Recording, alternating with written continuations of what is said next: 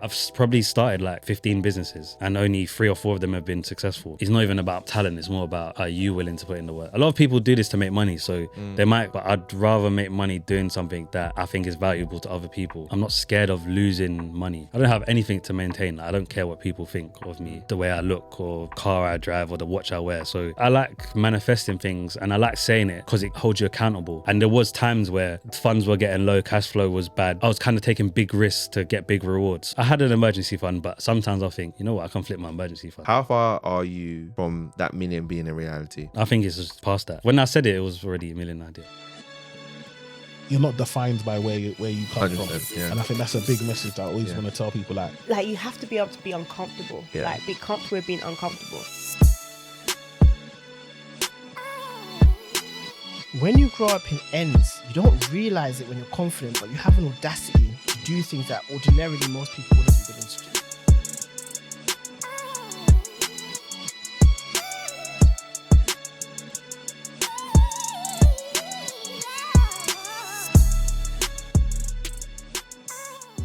Welcome back to the Takeoff Experience. We got a special guest in the building. We got a repeat guest. Jordan, how you doing today? Yeah, good. Yeah, I didn't even clock second time now, innit? Yeah, second time. You forgot the first. I knew, but like I didn't realize I'm a repeat guest. Yeah. I've never been called a repeat guest before. So Repeat guest. You know what? I don't even, I just say it. It's just to remind people to go and watch the first episode, innit, that we did. You're actually still posting clips of it, actually. Yeah, I posted a couple clips of it. Yeah, I need to get on that, man. I'm not that good at like posting.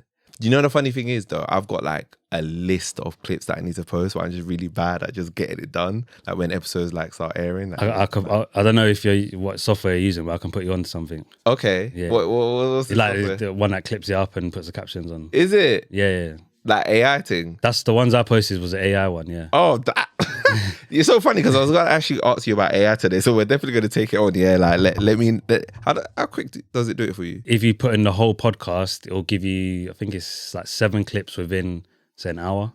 Really? Half an hour, something like that. Yeah. That's crazy. Yeah. 7 clips. And it transcribes it so well. Like it puts the captions on almost perfect. You'll only have to change a couple words. That's great. So how does it know like what clips you want? Like, it gives you a rating out of 100, which ones are more likely to go viral. is it? Yeah. Oh, it knows? Yeah, it's mad. It's crazy, yeah. What? Technology's gone like so far in the... Okay. Matt, all right. Yeah, I definitely need to speak to you about it offline because that might even speed up like my whole podcast editing as well itself. Yeah. That's great. Wow, that's crazy. That's crazy, man. But yeah, how you been anyway? Yeah, good. Yeah, just grinding. Yeah. Busy with work and that. Yeah. You're doing a lot of grinding, innit? Obviously, Sturdy Off we talked about in the past as well. Obviously, you're still doing content creation as well. Are you doing anything else at the moment? Yeah, so I'm actually managing an artist now. Oh, is it? You got into the music game? Technically, so it was someone from Sturdy Off, but I knew he had potential and he already had some music out. Okay.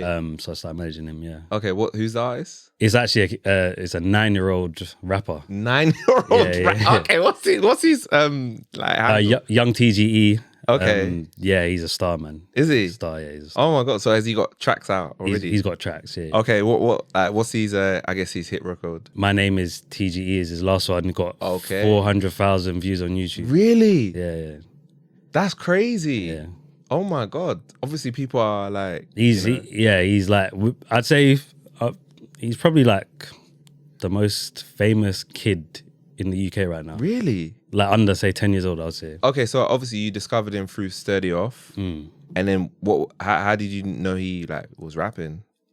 No, they came to the Sturdy Off to film some of the video there, and then his dad played it, and I was like, wow, this is actually hard. Oh, okay. So did they? He came to dance on Sturdy Off. Okay. So obviously he was a sick dancer. Like the first time he went on, he went viral. Okay. Then they showed me the music, and I was like, yeah, this music's hard. Wow. But it wasn't really for his music that I wanted to manage him. It's because I knew that he deserved like more attention than he was getting. But obviously, like when your parents are managing your accounts, they don't really know. Yeah, if they're not into the social media. Yeah, so I thought it was more for his content than the managing. But obviously, as it grew, like he needed managing as well, basically. Yeah, because a lot of music these days is more marketing than it's the marketing. Good. Yeah. That's the aspect. Yeah, especially like as a child, you got to be a bit more creative because your market's different. Yeah, your market is a very, very young crowd, and like you need to really capture their attention. And, Exactly. You know, Their attention's different. So if you're say an adult trying to market to kids, you're never gonna get exactly right. So that's crazy. How you finding the music industry? Like, obviously that's a first for you. What's it like? To be fair, it's similar to other industries, I guess. Is it like the content creation industry, the same type of thing? Yeah. So like he's obviously not signed or nothing, so it's right now it's easy. It's like there's not much hurdles to go through. So obviously make the music, market the music, and then just keep on doing that. Get on TikTok, keep on doing that. Yeah, literally, Okay, that's mad. Is there? I guess, does his parents want him to be signed? Is that what they're looking for? You know what? He's so talented. Like his parents just let him do what he wants. Like not like he's unruly. Like he plays basketball. He's really good at basketball. Okay, wow. He's a really good dancer. Okay, you might as well say he's a model. He's got a Boohoo Man contract. Really? Yeah, I think he's the youngest person with a Boohoo Man contract. God. He could do anything he wants. So like, there's no pressure on him. Okay. If he wakes up and wants to do something else, then just go with it. Yeah. Oh, mad. Okay, wow. I'll be looking out for those tracks, man. And obviously, when he gets older, it seems like obviously rap is maybe like what he likes to really do. So that's probably. Wow, that's interesting. So so your music, content creation, and then Sturdy Off is like dance/music. Yeah, so that's where it was easy to manage him because Sturdy Off is already dance and music. Yeah. So we was already dealing with record labels, already dealing with other artists. Okay. So yeah. Okay, cool. Yeah, we'll definitely come on to Sturdy Off in a bit. You obviously went to Morocco as well. Back in Jah, how was it? Yeah, I've been. I went twice actually. You go twice since then? Yeah. No, I went December and March. No, December and August, I think, or July. Okay, how was it? Yeah, it's really good. Yeah, just love Morocco. What part did you? I went Marrakesh, then I went Agadir. Okay, Marrakesh. I've never been to any part of like Morocco, so I recommend it. Yeah, definitely recommend it. Was it like you were doing up in Morocco? You obviously went twice, right? Yeah, it's just cheap, innit? Yeah, it's mad cheap to go. Like, is it mad cheap? Not when you're there, it's mad cheap, but like to book it. So like cheap there. Okay, it's cheaper. It's not much different to say Spain, I would say. Yeah, but like say to get like a 4-star hotel, like all inclusive, is quite cheap compared to other places. Okay, yeah. No, Morocco's definitely on the list, and I obviously I've seen that you put out to your followers, like obviously, like, you know, what would you recommend? I guess what was the best thing that you did out there when you was in Morocco? Go into the sand dunes. Yeah, like if you go quad biking or something on the sand dunes, definitely recommend that. It's like proper picturesque. That's sick. You could do something similar in Dubai. Was it proper bumpy? Yes, it's probably similar. Like, you've been in buggies or something in Dubai? Yeah, like it was actually in a car. We were in a car in Dubai. Right. Yeah, like a Jeep thing in Dubai, and they're just like, it's like a ride in the sand, like I mean, up and down in hills is a bit of a mad thing, to be honest. Like you felt like you're just like going from side to side, like crashing. Like it was a mad thing. Okay, so give a brief on who Jordan is for the people that obviously haven't listened to the episode, which I recommend they should go and listen to. Yeah, so most people will know me from content creation. So I'm a personal finance content creator. I teach people how to make money, save money, side hustles, just give them my past life experience, really. So anything I've done in the past, I'll share. Apprenticeships, previous jobs, content creation, just kind of like documenting my journey. If there's anything I learn, I try and share it with my audience. Other people might know me, from Sturdy Off. So I'm co-founder of Sturdy Off, which is a dance platform based in London. And I've been on the channel a couple of times, so some of the younger kids might have seen me on there. Yeah. But yeah, just content creator, entrepreneur. Yeah, just trying to make things happen. Love that. How's the content creation going these days? How are you balancing that with obviously all the other stuff that you're now doing? It's not easy balancing it, but like I said, I try and just share things I've learned. So kind of goes hand in hand to, if I find a new piece of information, then I kind of share it.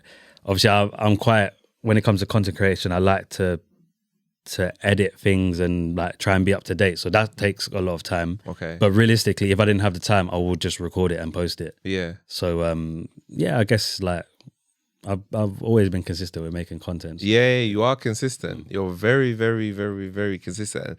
And you're still actively working with brands as well. Yeah, so I've been working with a few brands, got a few exciting ones coming up. Okay, are you allowed to say?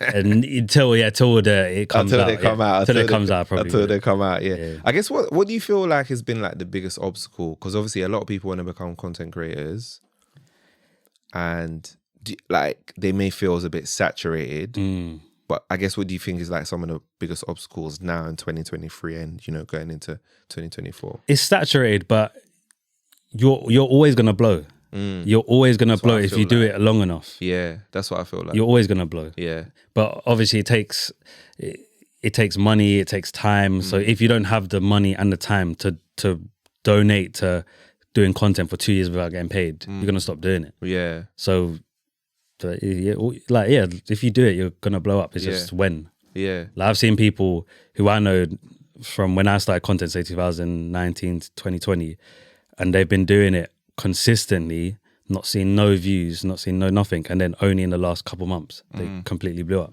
No, it's true. It's true. That's the thing. That's the thing about, like, I think anything, any venture in life is like it takes a bit of time. Like, I'm reading a book at the moment, right?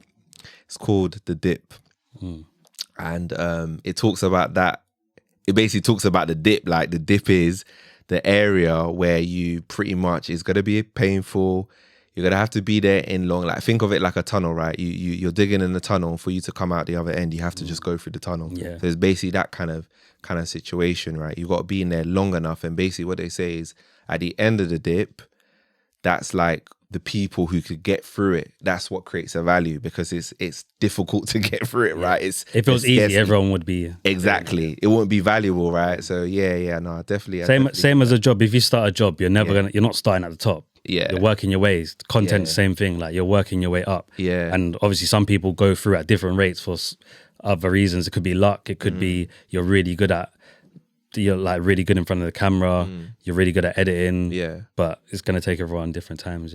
Yeah. I saw a very interesting content that you created about lost luggage auction. I've never seen anything about that. First of all, how did you find out about that? Because that's mad. You know what? I've seen it before ages ago, and then I see it come up on TikTok one time. And it's always something I wanted to do. I used to watch Storage Hunters. Have you ever seen it? Yeah. So I used to watch stuff like that. So it was always in the back of my mind that I wanted to do something like that. Yeah. And I just thought, you know what? I can actually make a video out of it. Yeah. So what is a lost? What's a lost luggage auction if people don't understand it from that? So you know what? I even got a bit of backlash with that. So so people are like, oh, it's unethical. You getting other people's luggage. Oh my God. Yeah, so you go. It's like an auction house, and they specifically deal in TfL lost luggage and I think Heathrow lost luggage, and there's loads of different ones around the UK. So you go there. The one I went to, I'm pretty sure they go through the bags already. Okay, but I kind of just went for content, so I wasn't too bothered. Yeah, but there's some where obviously they're unopened. You're bidding blind on what you think in the luggage. So a lot of people will look at the suitcase and think, oh, if it's an expensive suitcase, it's going to be expensive stuff inside. So you might bid higher for that one. Okay. You bid for it. They tell you if you win it, you come back 2 days later, pick it up, and then you can go through it. Can you talk about, like, this is so mad to me because I've got so many questions. One is like, so these guys, like, they will do anything to make money. They monetize everything. Yeah. True say, I wonder who the money's going to. Like, like, who would think? Oh yeah, okay. All this, because like obviously, like people leave their stuff, after a flight. Obviously, lose it anyway. You're telling me that they sell this stuff. You know what though? I'd rather that because it kind of recycling rather than true. Burning. Yeah, to be fair, it's true. That's But you know what? Yeah, I think I bid like. I think £15 or something on mine, and I got it because there was nothing in it. Yeah, but the actual suitcase was worth like £70. Is it? So even if you sold it back? No, I use the suitcase now. Okay. Even just somebody else. The suitcase was worth like £70. I pay £15 for it. So hey, you're not worried about like curses or germs on the suitcase? It had an island flag on it. That's why I bought it, because I'm Irish. So. Oh, okay, fair enough. I had a good feeling about it, and there was nothing in it. Yeah.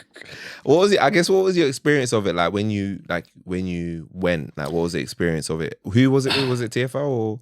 Somebody else? This one was for one of the airports. Okay. But they did have TFL stuff in there as well. Yeah. I wouldn't recommend it to make money. Okay. I just wanted to make the content. Yeah. So I've done it. I'd say it's not worth it.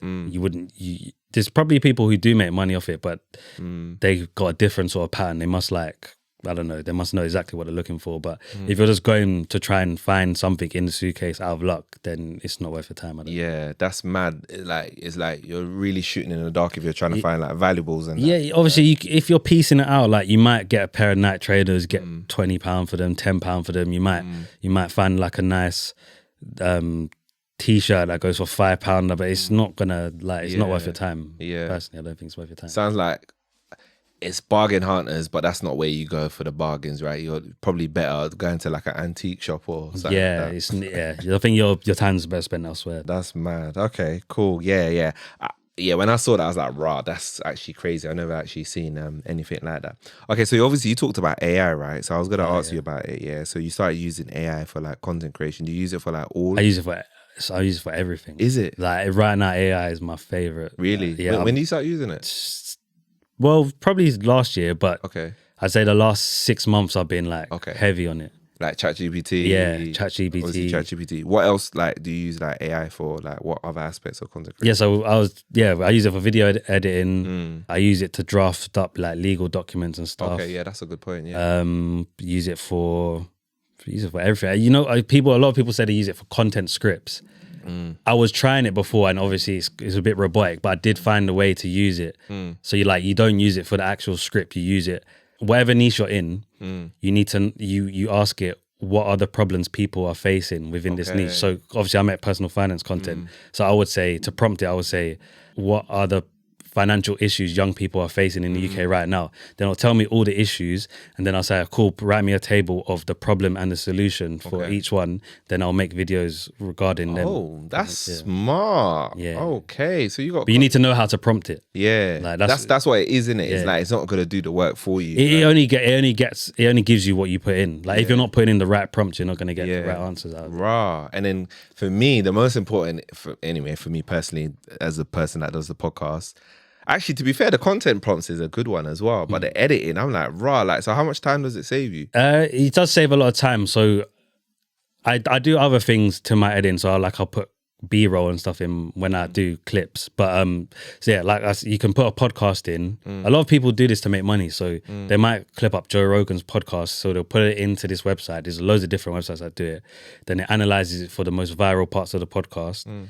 Clips it up, even switches the camera between the people. It does. It can do that? Yeah. It switches the camera between the people. It's offline. Then it puts all the captions in. You can even change the style of the captions, like proper, like not just basic captions. Like it'll put emojis and stuff in the captions, and then you download it, ready to go. It'll even give you the title for the video and everything. Yeah. Really? Yeah, it's mad. This is changing the game. It's changing the game. So at first, a lot of people were just like using that software and then selling packages to people. So like, you mean like selling like I'll do editing for you. Yeah, I had someone try to do that to me the other day. I was looking for an editor that could do a specific style. That's not like, you can't do it on AI at the moment. Like you need, it's time intensive, this edit. So I put it on my story, and then I had bare people messaging me. One guy sent me like examples of his work. I was like, bro, this is the website that I use for free. You're trying to sell me the service. Like I know the hustle. I was like, I need you to put time in to do the effort. I could have done that myself. Like the thing is, I rate the young people because obviously I want them to make money. At the start, I was telling people to do that, but like, don't try and do it to me, because I was the one telling people to do it. Can you imagine? So basically something that people used to do manually, now AI can do it. And so now what people are doing is selling it. Yeah. All they're basically salesmen, isn't it? Which is, there's nothing wrong with it, but they're not doing the work. Cool. So even some people might not even be able to use that website. Yeah. Or it does take a little bit of time. So you put in the video, either the raw file or the YouTube link. Then sometimes the captions ain't 100%. So you'll have to spend a minute reading through the captions and editing it.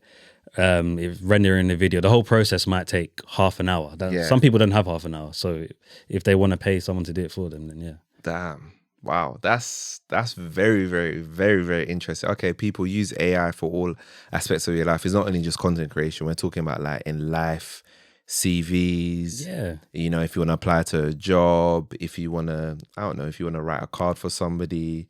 It looks like it's useful in all areas. Yeah, all areas. Yes, like even I use when I do my recording, I use AI to change the audio. I don't know if you know. I always forget the name. Change your audio to do what? It makes it crispier. Okay, to make it cleaner. Yeah. Okay. I can't. You know, I think it's called Adobe Podcast. Okay. Pretty sure. But yeah, I use that. So like you could use your phone mic, you can use anything, and then you just send the file to it, and then it does something with AI and makes it sound like a podcast. Man, yeah. That's sick. Are you worried though about AI? Does AI worry you? As long as you're using it to your advantage, then no. Like if I'm sitting there doing nothing with AI, then maybe I'm worried. But because I'm up to date with it and I know I'm gonna make money off it. Yeah, you know how to make value. You're creating value out of it. You're not just if I could see it replacing something I do, which it has, because I was doing editing and stuff for other people's. Like even for like a couple of years ago, I was editing other people's podcast clips and trying to get them to go viral. That job's been replaced now, but because I'm moving on to the next thing, like with AI especially. Yeah. What's the next thing that you're seeing? Because I'm not in tune like that. To be fair, it's just like reducing your workload. Yeah. Like it just reduce your workload so much. Yeah. I can't like I can't think of nothing crazy like that is coming out with AI right. Yeah. Actually, no, true say with so with like After Effects. Okay. After Effects is video editing software. It's something called generative fill. Okay. So before is like if you had an image on Photoshop, you'd put in like a square image and then it could fill in the rest of the background, and it was doing it crazy. But now you can do that with videos. So when they announced it, there was a guy walking down the stairs with a shirt, and then the generative fill put a tie on him, and the tie's all it's all moving with him. Then that's in After Effects right now. Yeah, that's crazy in a video. Yeah, is it no After Effects or Premiere Pro? One of them anyway. That's crazy. Yeah, Oh God. So many industries are. Yeah, it's gonna. This thing is gonna change. Just gotta. Okay, so you just gotta keep up to date, and you've got to just make sure that whatever you're doing is valuable. Yeah, definitely. Wow. Okay. Damn. I hope there's going to be some kind of super content creator that just leverages all of AI, and it's just. I've seen some. There's some. That's just. There's some guys now that what they're doing is mad. Yeah, they're not even probably. They're not like us in the sense that learn it, experienced it. Do you get what I'm trying to say? But there's like always theory. Yeah, there's always value though in experience. Yeah. So yeah, that's what I'm saying. You can't replace. You can't replace it. But I'm saying these guys are probably not even experienced. They just input, output. You could go. Yeah, you could go on ChatGPT now. Like I said, you can ask what are problems people facing in the UK, and you can start a whole YouTube channel, TikTok, and get millions of views. That's crazy, man. That's wow. That's wild, man. So how's the flipping trainers and stuff like that? I remember last time you told me that your brother was handling the sneaker business. Is that still? No, so I stopped. Yeah. I was going to stop doing it. Then I actually got a brand deal to work with StockX for. Is it? Yeah, I got a brand deal to work with StockX, and they was still figuring out their social media in the UK because they said I was the first influencer they used in the UK. Seriously? Yeah, there's a big company in it. I'm surprised. Yeah, so I kept a lot of shoes to make content with them basically, but otherwise I was ready to quit. Yeah. Are you still doing it then because of that? No? Just for content. Yeah. Yeah, just for content. How comes that's it done? It's not really the avenue I wanted to keep on going down, to be honest. You reckon? Like it makes money, but I'd rather make money doing something that I think is valuable to other people. Yeah. Like selling overpriced trainers in a recession is not really something I wanted to be known for. Yeah. Okay. No, not knocking it. Like I'm not passionate about sneakers. Yeah. Like a lot of people. I thought you were. I used to be, but I just wear white Air Forces now. You just like, I'm done with that. I just like, I used to be passionate, and a lot of people who resell trainers are passionate about the trainers. Okay, so that's the reason why they're doing it. Fair enough. And obviously to make money as well. But I'm not passionate about the trainers. I'm only doing it purely to make money. Yeah. And I have other things that I'm doing that make money and help people. So I'd rather put all my effort into that. Yeah. Fair enough. Why do you think you lost passion though? I lost passion for shoes ages ago. More when I became more financially aware. Anyway, so like, which I still like shoes, but I don't buy, like, I don't go out my way to buy new shoes, or I don't. Do you think the financial awareness is what got you not to be stingy, but more like conscious, sort of like the price? Like, oh, right, I'm actually. It's not even looking like it's not looking at the price necessarily. It's so I had so much shoes before that I would change my shoes 2-3 times a day just so I could wear them. Is it? And it's like you know the theory of like Jeff Bezos or what's the Facebook, Mark Zuckerberg, like how they wear the same clothes every day, and it's to eliminate choice. So instead of spending 5 minutes in the morning thinking about, oh, what am I wearing today, you're spending 5 minutes thinking about, okay, what am I doing? Like, what am I doing with my business today? So before, when I had so much choice of trainers, I was thinking too much about it and thinking, oh yeah, can I get trainers to match this outfit, that outfit? Waking up every morning, planning my day around my trainers, like, didn't make no sense. Yeah. So it's kind of, it's eliminating the choice as well. Yeah, and it sounds like it's making you more efficient. I saw that you also lost £6,000 in one day last year in the training business, right? Was that last Christmas? year? Maybe like 2020. Yeah. Was it 2020? Like I only told the story last year or this year. But no, you told the story this year, I think. Yeah, it was Christmas 2020. Okay. Pretty sure, yeah. $6,000. That was because of shipping company. Yeah, we're not gonna. No, I'm not. I'm over it. Like I know who it probably is though. I'll bait them out. DHL. Like, was it DHL? Yeah, it's DHL. Okay. You thought it was Every or no, I thought it was Hermes. Oh no, wait, Hermes has changed their name now. Yes, it is Every. Yeah, it was DHL, man. Guys. The crooks at DHL stole I know they stole all my shoes. It's because they knew that you were selling, like someone. Yeah, it was too booky, like a whole shipment. So like around Christmas times, I'll be sending out like 50 pairs a day, and what conveniently all 50 pairs from one day went missing. Yeah, that's definitely. And like it was all scanned in and everything, and then they all hit the warehouse and they went. Yeah, that's definitely. I bet you that there's somebody that always does us around. Yeah, Christmas. of course. They know this guy. Like, there's a lot of agency workers. Okay, there's a lot of agency workers around Christmas. So that's mad. So yeah, obviously at the time I was kind of upset, but obviously like you look back on stuff like that, it's no point worrying about it, innit? That's crazy, man. That's. But yeah, DHL, it was you. So if they came to work with you on a brand partnership, will you say no? I would extortionately overcharge them. I would charge them like 10 times my normal rate. And I'll still talk rubbish about them after. Oh my God, that is funny though. Even though it's not, DHL are responsible. Did they pay you back though for that money? They made me work, not all of it. I recouped some of it. So yeah, they made me work so hard for it though. Like you had to like do customer service calls. Yeah, I must have spent at least like 20 hours on just trying to like, it was. That's the thing is, it's part and parcel when you're set. That's one thing I didn't like about that business is like a lot of customer service and admin. Cool, you might have someone to do it for you, but it's your business. And say you have an employee that's chasing up refunds and stuff like that from DHL. There's only so much they're going to go through the process. If it don't work, it don't work. But every package was like £200, and as a business owner, I can't let that go. So I'm going to spend more time on it. And then it comes to a point where I'm spending 5 hours chasing up £200 when I could have made £200 in 2 hours. True that. So like, I didn't like that business. Yeah. The sneaker. Okay, so that makes sense as to why like you're coming out of sneaker business. But I saw something as well that you were talking about like Jordans being an investment.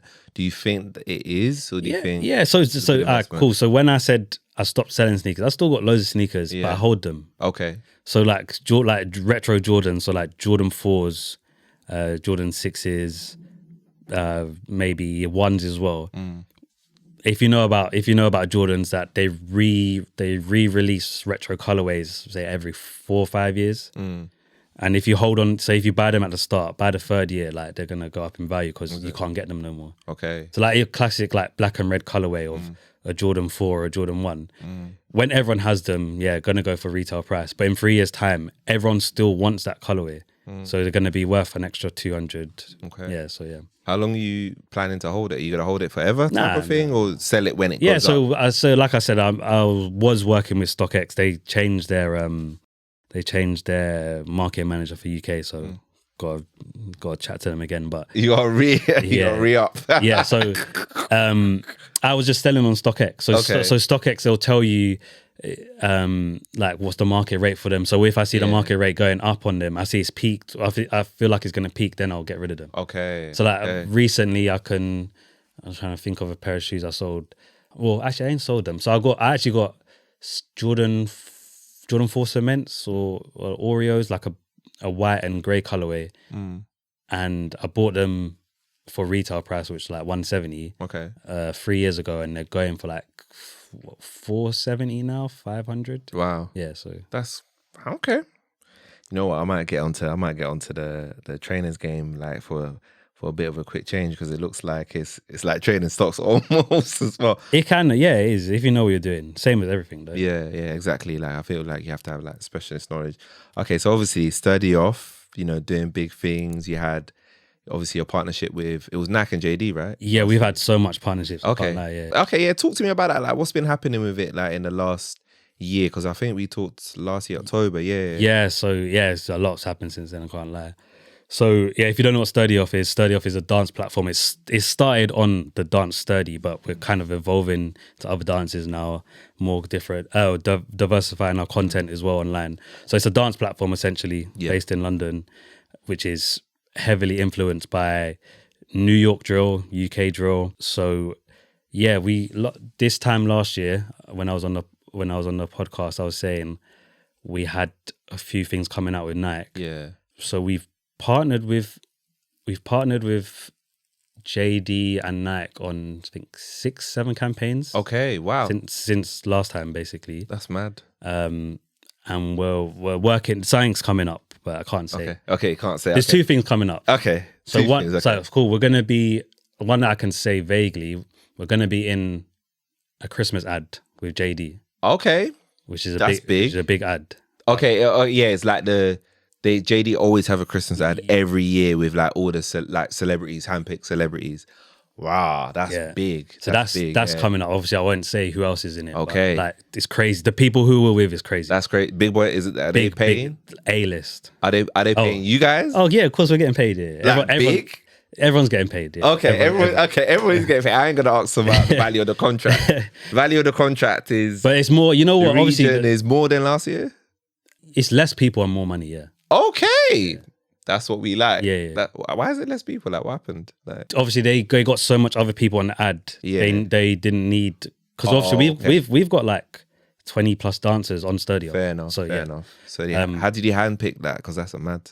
We had some constraints, so we needed people who could fit juniors. So like, but they couldn't be under 18. Okay. So like we had to like figure out who's the best to suit juniors and who can so we've done 7 campaigns with Nike and JD, or maybe more, 7 with JD, and then we've done 2 separate ones with Nike. Okay, so like 9 in total, I think. That's crazy. We've worked with Adidas, worked with Wingstop, ASOS. Oh wow! Pretty much all the major record labels. Okay. And yeah, we got something big coming up. So hopefully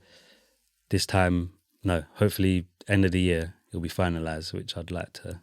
That's crazy. So how did all these opportunities come up? Like, how did they, obviously JD and Nike, was that via the relationship that you already had with them? Yeah, so we're like, we're different to most dance groups or even like talent agencies.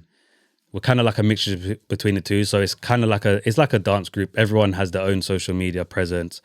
Everyone's a content creator. But they're really good dancers. They're really good personalities. And then obviously me and my business partner, we're like really good at managing them. But we've got like a connection. It's more than a professional connection. Okay. It's like we got a personal connection with pretty much everyone. It's like they can come to us and talk. They talk to us about things that don't involve business and stuff. So when it comes to say working with the bigger companies, the transition is so seamless. Like we manage all the talent. Normally they say they'll just hire a couple talent to come and they would have to manage them. We do everything. Like we can book them to come here, come there, sort out their accommodation. like get licenses for them to perform. So we handle a lot of stuff that makes their lives easier. I think that's why they like working with us. Okay. Oh, you mean Nike? Make Nike's life JD and Nike. Yeah. JD and Nike. Okay, cool. And that's what anyone we work with, like we handle a lot of the admin stuff, which I think a normal dance group wouldn't do. Yeah. So when you say the admin, like what parts are you handling for them? Like, are you booking them hotels? Are you sometimes organizing dancers? Like, so we've done 2 campaigns with Nike where we've shot it ourselves. Yeah. So you've recorded it. Yeah. So we shot it. Yeah. We shot it, edited it. Okay. So more time we work with them and they have their own production company. Yeah. But yeah, so we can location scout. Yeah. We can draft up the content ideas. Okay. We can get all the performance licenses. Like say if they're under a certain age, you need to take them out of school or something. That's a lot of stuff. There's a lot of headache for a company. Okay. Yeah, So you ease the headache for them. Yeah. Right, that's crazy. And Wingstop, what do you do with Wingstop? I like that. I like the chicken. To be fair, they sponsored one of our episodes, Okay. and some of the events we done. So like, Okay. we done content with them. Okay. Yeah. So yeah. What events did you do? I didn't know that you did. We had like an anniversary party basically. Okay, a party. Okay, and they sponsored it. Yeah, and Oh, that's some of the episodes, amazing. yeah. Wow. That's so dope. Like you're doing like all these things like with all these companies, right? I guess, do you feel like it's going in the direction that you and your business partner want it to? Yeah, so we said from the plan from day one was to get a partnership with a major sports brand. And anything in between, like we didn't have the fine details of things in between. We knew obviously we'd be working with, say, artists or record labels, but all the other little brand deals in between is kind of like bonuses, I guess. Yeah. So like we ideally I'd want to work with, say, like a major headphone brand, like a JBL or Beats or something like that. Okay, that would be very interesting. Yeah. Yeah, just like loads of things that you wouldn't necessarily think is the main breadwinner. Yeah. It's like a lot of like smaller projects I'd like to work on. Okay, yeah. Cool. And I guess is what you're thinking is that you'll do these like partnerships with them on an annual basis, like JD annually. Yeah, so we're working on a more permanent thing. Basically, I can't say. Okay, so this thing's this is the end of the year. That's the permanent discussion. Obviously, it's still in talk. How did you get there? It's I guess consistency. Like we produce every time we work with someone, we produce. Okay, so they like because it's high quality. And like obviously the platform's growing at the same time. Like, we got 400,000 followers, subscribers. That's mad. 400,000 subscribers on YouTube 1.8 million on TikTok. Oh wow, I didn't know it was 1.8. Yeah, on TikTok, and then what's Instagram? Can't even know. 100 and something thousand. Yeah. Damn, that's big. That is okay. No wonder you got all these brands like wanting to. Yeah, so I think it's the whole package. So obviously we got the exposure, we got the talent. I think we have some of the best talent in the UK right now. Yeah, and then obviously we got the professionalism with the behind the scenes as well. So I think it's like quite an attractive package for brands to work with. Yeah, that's it. So you talked about like working with artists and record labels. There, talk to me a little bit about that. Like how are you working with them? So they want more people to listen to their songs in it. So they will contact us saying, we've got like a marketing campaign for this song. We want you to come up with some ideas to push it. Normally they don't even ask for the ideas. Like they trust us to push it. And then we'll record the content with some of the dancers. We'll get pushed out on socials and hopefully it goes viral. Yeah. Mad. I guess who's been like the biggest artist that you've done that for so far? The biggest, probably because we're quite drill based. It would have been there's a group called 41 from New York. Yeah, it's like kind of. Oh wait, is it all US people? Mix between the two, but mostly US. Yeah. Okay, I don't know if I've heard of 41. 41 is I don't think this is the right platform for them. Like it's like a brand new kids. I don't think I've heard of 41. What about the UK? Okay, I know the UK lot. I don't know about like the US lot. Like even in the UK, it's just new people, I guess. Or is it just like all new artists trying to like they're up and coming, but they're like fast risers? Is it that kind of? Yeah. So like Yeah. Okay. Yeah. So like they might have Yeah. just got signed. Okay. And So how then- come you're not working with like the big artists? 'Cause We obviously have, they but you know would- they're old school, man. So they're old school. So cool. So so a lot of our dancers have performed. So they've performed with Dizzy Rascal, Okay. Central C, Yeah. Okay. Is good. Yeah. Skilly Bang. Okay.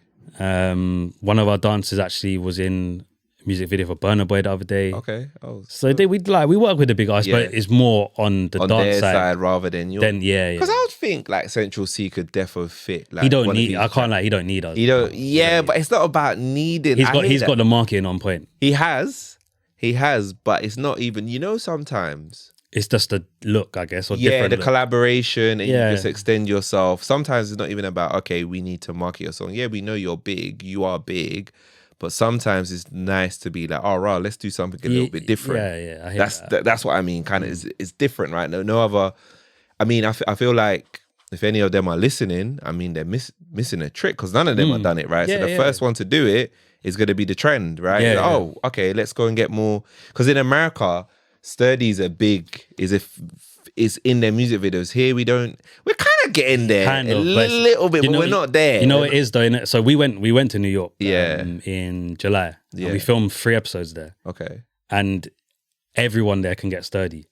Exactly. So like they might be shooting a music video and some kids will run in the video and Yeah. get sturdy. Here, not everyone can get sturdy. Not everyone. That's what I'm saying. It's not normal for us, but there it's like It's just it's normal, part of the yeah, culture yeah, kind of normal. thing. Yeah. So I feel like the first person, who, you know, and putting ideas into people's heads that comes up with it, it will become. I Yeah, feel so like that will we- go viral. Like Yeah, so Dizzy Rascal shot a video earlier this year, but he didn't release it. And the kid I managed, TG, was in it getting sturdy, Okay. and another kid was getting sturdy, but he hasn't released it. So. okay, Yeah. mad. Have you had like any competitors come up since like you guys have? Yeah, but they're not. Really? They're nowhere near. They're not us, yeah. okay. What, competitors in the UK? Nah, not in the UK. Okay, in abroad. Italy, France. Italy, France. Yeah, Italy, France. That's it. But it's not even. I don't see them as competitors. Like they're see doing them their as- thing. We work with them still. Like Okay, I think that's. yeah. good. I think there's So we went. time for We it. went to Italy. Okay. In February. Okay. Done a competition there. Worked with a lot of the dancers there. Okay. So it's not like a competition. It's not competitive. It's more like we're both doing the same thing. Like let's link Yeah. up and do it together. Sort of. Okay. I hear that. You know what? I love that kind of energy. I think that's what it is. There's enough people in the industry, and actually, the more people that's doing it and collaborating, it makes it bigger, innit? Exactly. Yeah. That's how I feel about it. So I saw on Kia's pod, right? So you talked about Sturdy Off being a 1 million idea, right? So I want to know, yeah, right? How far are you from that million being a reality? I think it's just past that. Is it? Yeah. I think it was, when I said it was already a million idea. Wait, hold on. Wait, are you lot saying that you've passed that already? No, obviously not. Like, if you're valuing it as a business, it's worth way more than a million. Okay. Yeah. What do you think is worth now? I'm waiting to the end of the year. So when this thing, pre end of the year, pre end of the year, and then I'll get your after the end pre end. you know what? I don't even want to say now. Don't even want to say now. Like you wait on it. Wait. Oh, this guy wants you to. Okay, well, wait. You know what? I can do with the suspense. Obviously, it's a tricky one as well because as a businessman myself or entrepreneur, whatever. Like obviously, facts like turnover, whatever. That's facts that you can't go past that. But when it's something that's creative as well, it's Yeah. kind of different. So Yeah. like I'm not like trying to get ahead of myself and say no, it's worth $1 billion. It's worth this. But it's hard to put a number sometimes on something that's not money driven. Yeah, Like I know what you mean. Yeah, it's creativity. It's like music. Like music it's is. it's like intellectual property. Yeah, you're right. Because it is, what you guys are building. You guys are building like it's like a movement, a platform, right? For something, right? Is this ever, do you think like you would ever do something like competitions or anything like that? So Where people could watch and stuff like that? yeah, so we talked about it before. Like, you know, I don't know if you've ever seen it. Red Bull have a competition. It's called Dance Your Style. Talked about stuff like that. But I think we do what we do now really well. So we're waiting on a couple things. We're going to build up our infrastructure and then we can start branching off into more things like that. Okay. But until until some things come up, then I think we're just happy with it being a YouTube show, I guess. Okay. Cool. That's good. All right. So obviously we were talking offline a little bit about Christmas, right? And it's coming up soon. And, you know, we were talking about the fact that like bare people spend money in Christmas, right? But some, you know, the really savvy people would want to make, you know, some money during Christmas, right? I think it's a good time. I've done it a few times myself. I guess in terms of from like a side hustle perspective, what do you think is like a good side hustle to look into over the Christmas period to make some money? Yeah, so flipping toys at Christmas, I've talked about it before. I'm not sure if I talked about it last time, but I've made videos on it. So every year there's like 2 or 3 toys that sell out that everyone goes crazy for. Yeah. So obviously, you know, like PS5s last year and the year before was always selling out. People making money off that. There's actually toys that they might be £50 retail and they go for £100 on eBay. So you can look out for that. There's websites where you can monitor it. There's one called Stock Informer. It'll tell you the trending toys. Tell you the trending toys. Then it'll set you an alert when it restocks at a different shop. So you can make money that way. Now, something that's came to my head now, one of my friends used to do it time ago, putting up Christmas trees. Okay. People pay you to put up Christmas trees. Really? Like real ones. Okay. Even artificial ones. So like obviously a real Christmas tree, they get it delivered, so they pay for the deliveries. They pay for the delivery, then you got to get like the proper stand for it and everything. Yeah, people pay to put up Christmas trees. That's a good side hustle. If you have like a van, especially, that's a good side hustle. Wow. What else at Christmas? I guess it's just a lot of temporary work. I guess it's a good time for temporary work, like agency work, retail. But yeah, the other 2 side hustles. If you're like an entrepreneur and you're trying to hustle, then definitely. Yeah, the toys one. I did the toys one years ago before I started Savvy Wallet, and that worked out. Well, I don't even know how I found out about it. Like, I think, what was I doing? I was just buying like random. I think I searched on the internet like, side hustles do at Christmas, and then somebody said toys, but they really, I don't think they. Oh yeah, did toys, and then I Googled, what's the most popular toys, and I just bought a range of them, and then I found out that one of them, you just sell them, and then some do well, some don't. And you're right, this one is doing all right. Like, but then what you also realize is that sometimes don't sell too early. Like I started, I tried starting selling in October, November. They weren't moving. You get to late November, goes crazy. Just go as soon as you list it, gone. People bidding, people like going like a bit higher. So yeah, the toys one is definitely a gem. Like that one's mad. Like I think how I got into it was someone at my work had a baby, and like he was like all into. Like he just knew about all these toys, and he was like, "Yeah, this is doll. It was called like Lover Bella doll or something like that. Some hyper realistic doll." And he was like, "Yeah, you know these go for like double the price on eBay." I was like, "Swear." And then I think that weekend I went out and bought one, flipped it online. And I came in like on a Monday saying, "Yo, yeah, you're right." You know. Then me and him every like lunchtime we'll just be saying, "Yeah, it's restocked here." We'll be buying them on our phones. Yeah, it's not easy work though. It's hard work because you obviously do the packaging, got to do the. It's hard work. But where I was used to selling sneakers, like for you, I had like shipping accounts already and stuff. Okay. So it was like a side hustle on my side hustle. You ain't gonna be selling toys this Christmas, innit? You're just gonna be focusing on that. Yeah, all the like the smaller side hustle stuff, I just do it for content. So I would for the content, but yeah. Okay. Yeah. So what else you doing? So main things, content creation, obviously your management. Are you thinking you're gonna take on more people if you get good with this? Like you're gonna try and thing is that record label thing? Or? I'm a very organized person, so I could manage loads of people, but it's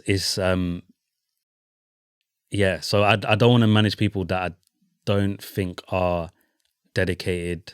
Okay. It's not even about talent, it's more about are you willing to put in the work? Yeah. So if someone came along and I thought, this guy, I need to. But otherwise I'm not like jumping. I see obviously with Sturdy Up, I see so many talented people. And we don't get me wrong, like they're signed like to take we have like a booking agency.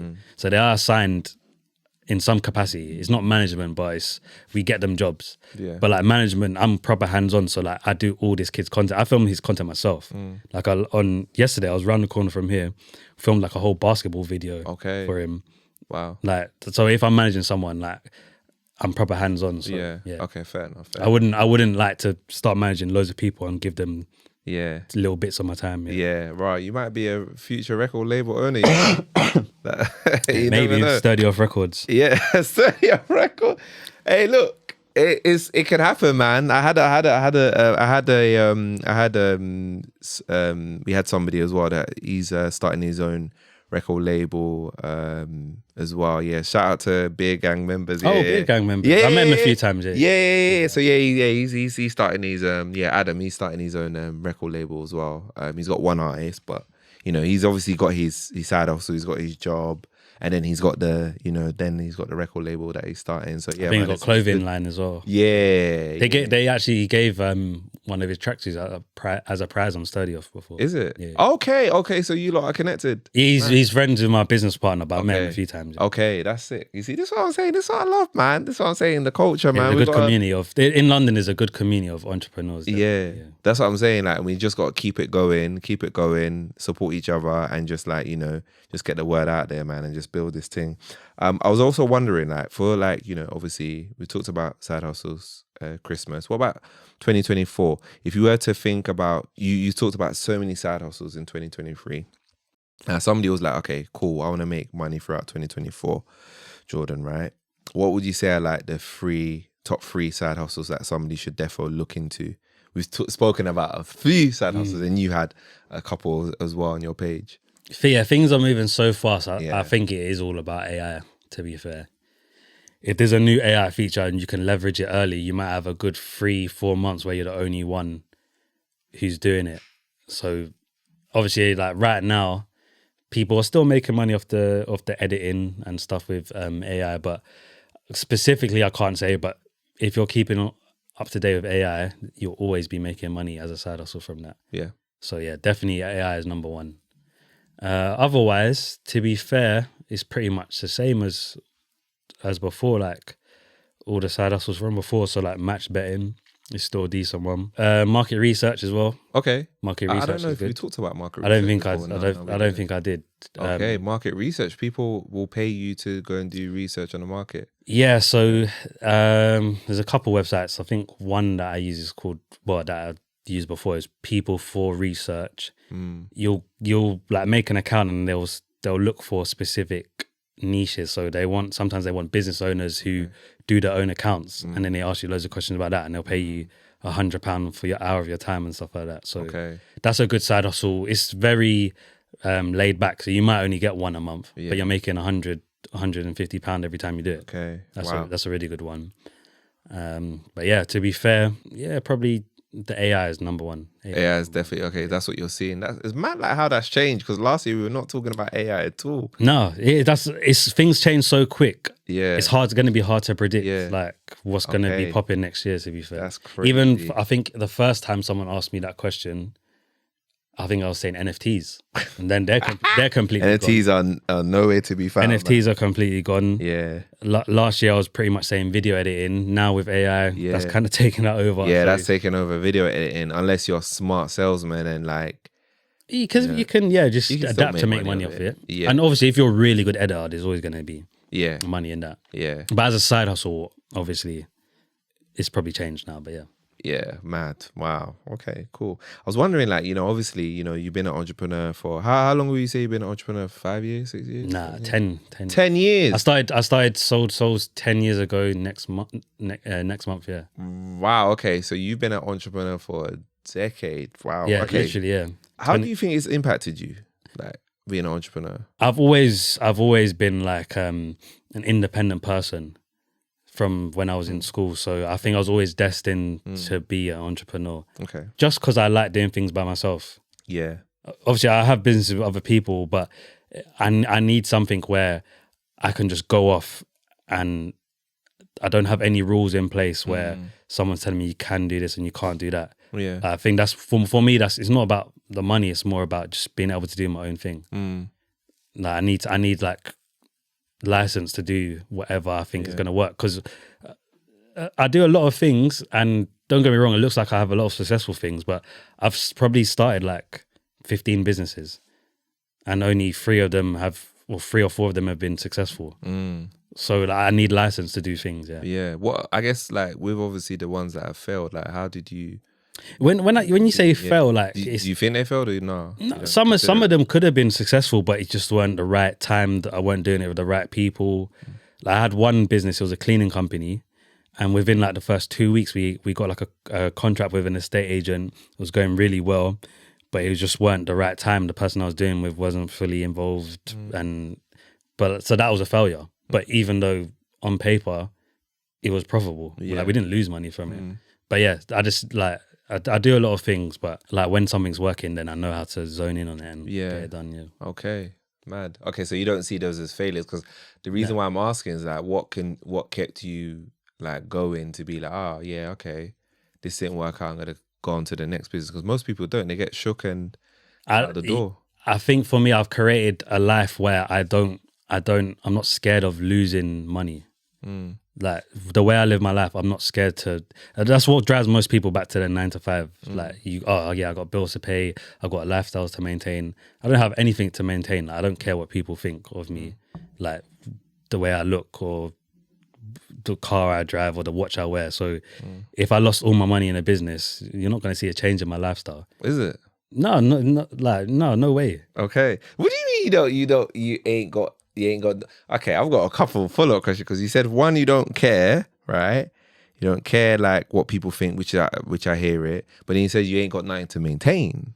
I don't have nothing to maintain. Really? Oh, when you say you don't have nothing to maintain, you mean you don't have an image to maintain? I don't have an images. I'm broke, baby. Like, how can I maintain being broke? That is funny, you know. No, because obviously I'm broke, baby. I thought it was like an online persona, like as in but you're actually to the core, that's what you're. Don't get me wrong. Don't get me wrong. Like if I had a certain level of money, then you would see something. Man's gonna change. Not that. Yeah, kind of. Not that I'm gonna change, but like it would be stupid not to change. So like the area where I live now, obviously I live in London. It's expensive to live in London. Expensive to live. So even living in a bad area, it's still a free £400,000 house. Yeah. But say if I had say £100 million now, there's no way I'm going to live in that area. Yeah. So you would see. I'd be sensible about it. I'm not gonna stay in the hood when I have. But like, obviously I do go on a lot of holidays, but I don't like I think. No, we did mention on the podcast, like I say Morocco's cheap. Yeah. That's why I like going there. Okay. So I don't have like a Dubai to maintain. Yeah. Okay. I can go to Morocco for like $3. Yeah. Okay. I hear it. So you live life on your own terms, and that's because you set those rules for you. I don't think they're even rules. I just don't care. Like I don't care about the latest thing or whatnot. Okay. It's not even a rule. Like I don't feel like it doesn't even cross my mind to get it. So why aren't you scared? Yeah, because I mean, most people would be. But why would, if my lifestyle's not going to change, why would I be scared? I don't have kids. I don't have a wife. Like, if my lifestyle's not going to change, if I lose £50,000, then why would I be scared? Fair enough. Okay, that's mad. Because I was going to ask, like, obviously being an entrepreneur, do you feel like it's had an impact on your mental health? Like, don't get me wrong. Like, it took a while to get to this stage. I'm not saying like I was. From day one I was like this. I was to a level, but not the same level as now. So I always had when I first left my job, I had a backup plan. Sorry, I forgot what your question was. Like, has it had an impact on your mental health? Yes, that's it. Yeah, so I did have a backup plan, and there was times where funds were getting low, cash flow was bad, and you're worrying about money, and it's affecting your mental health. Like I don't worry about money at all. Like I'm fortunate to be in a position where I have money that I don't need to worry about it. But is it because you have the money that you don't have to worry about it? Yeah. So obviously, if you have a decent amount of money, you don't need to worry about losing money because you're not going to be on your last penny.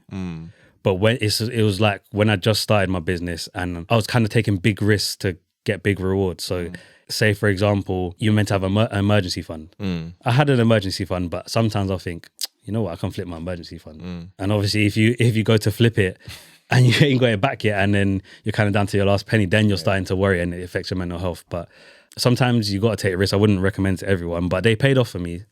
So that's mad. Do you think it is worth it being an entrepreneur? for yourself anyway. For me, yeah. I can only speak for myself. For me, 100%. Yeah, I couldn't. It's been worth it. Yeah, I don't think I could work a 9 to 5. Even though you did. Yeah, but as like in the grand scheme of things, I only worked a 9 to 5 till I was 22. Okay, so you've been an entrepreneur since 22. So I left my job when I was 22, and I'm 29 now. So yeah, 7 years. Yeah, mad.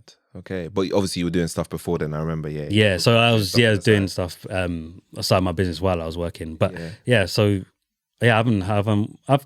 I've done like contracting things where it was a bit more formal.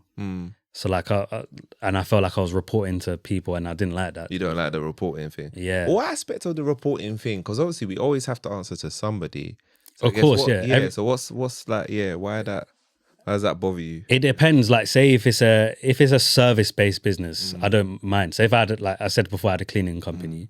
Obviously, you have to report to whoever you're cleaning for. I don't mind that. But when I'm doing I've had contracts for like content creation, for example. If it's a creative role and I'm delivering my deliverables, I don't feel like I should have to explain my creativity to you. Yeah. Like, you're telling me, oh, I need to change this and change that. Like, you hired me as the creator. Yeah. Like, you should trust my process. Yeah. That's it's more with creative stuff. I don't like reporting. Okay. If it's service based, then yeah, like, it is what it is. Okay. Yeah. I love that. I love that you've got that that thinking. I guess what's your overall vision for everything that you're doing? You're doing so many like businesses, but what's like the overall vision for your businesses and for yourself? Well, everything changes so quick. Things are growing so quick with Sturdy off to obviously the management side of things. Even my own pages, like, to get hundreds of thousands of followers within the space of 3 years is quite quick. So it is, yeah. It's hard to set a vision when things grow so quick. So just continue growing, continue improving as a businessman, as a person. Just continue as I'm going. Yeah. What do you have planned next for yourself anyway?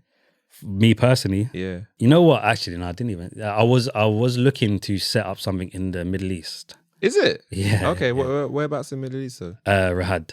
So. Okay. Yeah. Saudi. Yeah. Okay. Why is Saudi? It's where the money is right now, isn't it? Yeah, there's a lot of oil money. Are you able to tell us what you're thinking? I haven't executed it yet, so okay. I can't. You don't want to give other people the leg up on. Yeah, because it would be quite lucrative. Mad. You can tell me offline. Yeah. So, because I want to go there, probably need to pattern up some Arabic. Okay. So my personal goal is probably learn a decent amount of Arabic, set myself up there, not live there, but like just be comfortable there. So that's quite out of my comfort zone. I've traveled quite a lot, to be fair, and I've gone to countries, like I've been to South America. I learned Spanish to go there, but I think Arabic and going to the Middle East is a whole different culture, it's a whole different thing. So that's like a personal goal of mine would be to make myself comfortable there, I guess. Yeah. Okay. Wow, that's mad, man. I'm looking forward to hearing more about like the Saudi trip. Next podcast as well. Yeah, defo, bro. Defo, man. Let's do the update. No, but honestly, I think people obviously like to see the journey and like to see things being achieved. It's like they're following the story real time, of course, almost. Do you get what I mean? Like, I think it's very, very important just to see that, Especially when you're a public figure and you're telling people to not to do this and to do that, but you're kind of seen as giving advice. Yeah. It's good to see when people are executing. Exactly. And like you can see their progress and think, okay, like I don't think I've made mad progress, but it's enough for someone to think, oh, he stuck to it for a year. Like if I do the same, I'm going to be able to get these results in a year. I know I'll hear from this guy in another year. I know he's going to be working towards it. He's not just going to kind of stop. Do you get what I mean? Like, and it kind of I like manifesting things and I like saying it because it kind of holds you accountable. So like with the Saudi thing, people might see this and be like, in 6 months, oh, what happened with that Saudi thing? If I haven't executed, I'm gonna feel embarrassed. So like just the fact I've said it is manifesting it. So I know that I have to do something towards that. Otherwise, I'm just talking hot air. Yeah, 100%. Because actually, funny enough, because obviously you said that you watched the episode with Tris today, innit? And we talked about now what he's doing now with the cut the crap. Yeah, we talked about that a year ago, innit? Yeah, I remember seeing him talking about cut the crap. We were talking about that. Literally, we had that conversation before he released it, and he wasn't sure what he was gonna do, but that was a vision. He wanted to do something with it, and now he's doing something within it. You know what's so mad that now you bring that up, because I think I started watching his content a year ago, but it seemed he's executed so much and done what he said. It seems like it was just yesterday where I saw him say it. I know, exactly. Yeah. That's what I'm saying. It's mad. Like I feel like he just said that yesterday, but a year ago. Yeah, like even though you said that podcast was a year ago, I'm thinking, right, was it? Yeah, it's mad. It's mad, bro. It's mad. All right. So where can people find you?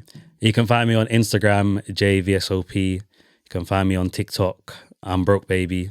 To be fair, if you just put I'm Broke Baby on all platforms, it'll come up. You'll find me. Man. Follow me on LinkedIn, because I'm trying to build up my LinkedIn. So as well, it's my government name, Jordan Green. So Man's like government name. Bro, man, love for, obviously coming onto the podcast again, obviously like giving us an update on what's going on with you, man. It's always great to link up with you and just find out what you're doing, man. Just more power to you. Just keep up the good work, man. It's just good to see you, thriving. Do you know what I'm saying? Like it's yeah, man, it's nice. Do you know what I'm saying? Like to see somebody's progress and be like, rah, like a year ago, this is what's happening, and now this is where you've gone. Now you've done 7, 8, 9 campaigns. Next year it might be like another 10. Do you get what I'm trying to say? So yeah, man, it's amazing. Do you have any final words for the watchers and listeners? Yeah, just keep hustling, and I'm Broke Baby. Love that. Thank you for tuning into this episode of Take Up Experience. We'll see you next week's episode.